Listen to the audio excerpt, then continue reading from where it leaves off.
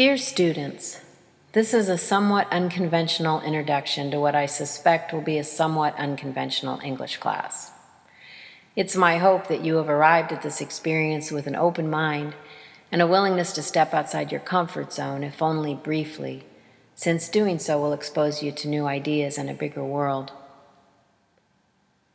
But before exploring what lies ahead, I'll start right here at the center of my universe. I'll begin with myself. I've lived in Athens for longer than most of you have been on the planet. I moved here from Bowling Green, Ohio, which is where I earned my BFA in creative writing and woke up to my potential. I came from the area of Youngstown, Ohio, in the Steel Belt, the oldest of 5 kids in a dysfunctional Catholic family. Of course, I've learned over the years that many, if not most, families are dysfunctional, and that I wouldn't be the person I am today if not for my past. After all, we begin learning how to negotiate the world when we're young. Being a Catholic girl, growing up in the 1960s and 70s with an alcoholic father, a religious mother, both of whom were well educated, and a sister who had multiple disabilities, exposed me to a wide variety of disparate cultures. That also made me a bit of a rebel. By the time I went off to college, I felt ready to explode into the world. I entered as an early childhood education major, but soon discovered the world of literature. My most significant literary influences were Allen Ginsberg and the Beats, whose language was wild and unloosed, and Wallace Stevens, who believed we all create our own fiction. At that point, I genuinely understood that I alone am responsible for my own happiness. I met my future husband, as well as a handful of eclectic artist types, and redefined myself. As a young person, I had been very shy and what I might describe as fearful of the world. I was cautious. I gained a tremendous amount of confidence during my undergraduate years and seized numerous opportunities, though most would likely have described me as an introvert. I graduated with a major in creative writing and a minor in philosophy. I was accepted into Ohio University's master's program in literature and creative writing and continued my intellectual journey, though it wasn't as carefree as it had once been. First, I was awarded a TA position, a teaching assistant, which meant I actually had to get in front of a classroom and teach people who were just a mere 4 years younger than I was. Terrified does not begin to describe how I felt when I walked into my first, second, third, and even 4th class. Second, I got pregnant. Real life was calling. So once again, I had to adjust to not only a new community and a new real job, but the responsibility of raising a child. That experience changed me in ways I won't relate here. It would probably bore you anyway.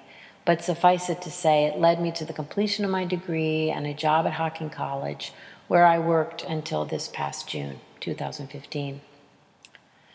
But there were a few pit stops along the way. For example, during the 1990s, I got restless, applied for a Fulbright scholarship. I actually got it, and my little family moved overseas for a year, which is another story I won't go into here, but the experience pushed me still further out of my comfort zone and forced me to negotiate who I was beyond the norms of Hocking College, Athens, Ohio, and even the United States of America. Some fast facts. I'm not here this week because of bureaucratic reasons. I retired early, and I can't be in the classroom until September 1st. I have to take 60 days off. So right now I am sitting at CASA, waiting for Deb to come and tell me all about you. I live in the middle of nowhere in a house my husband and I built. Well, mainly my husband built it, but when it comes to hard physical labor, I like the word we, even if it doesn't always apply. I have 2 children, both adults. The oldest is a musician and an Apple genius, and the youngest is in college at Ohio State. I'm a nature lover. I enjoy hiking, biking, kayaking. In fact, I just returned from a week of ocean fishing. I've got a couple of dogs, a slew of cats, and I'm soon to have a half a dozen ducks. Right now, I am on a David Foster Wallace binge and am currently reading the David Foster Wallace Reader, which is a compilation of his works. I listen to a wide variety of music, from hip-hop to classical, but I favor rhythm and blues and straight-up blues. A few of my favorite movies include My Life as a Dog, What's Eating Gilbert Grape, The Royal Tannenbaums, and Moonlight Kingdom. I'm an avid tea drinker. I love Mediterranean food. I prefer to stay up late and sleep in a bit. I play the ukulele, not that well, but I was once in a band called Algie Krebs. We actually played at the Union and made one album. That's right, it was vinyl. And I absolutely love teaching.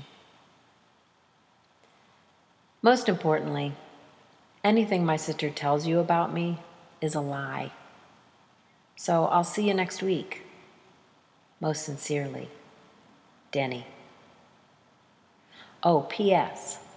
On Thursday, you'll have another substitute, but this one you will be seeing later in the semester when we get involved with the community beyond the classroom. Patty Mitchell, a community fellow with the Barbara Gerald Storytelling Institute, will meet with you to talk about what's in store for the month of October. So please be here on time, and until next Tuesday, enjoy.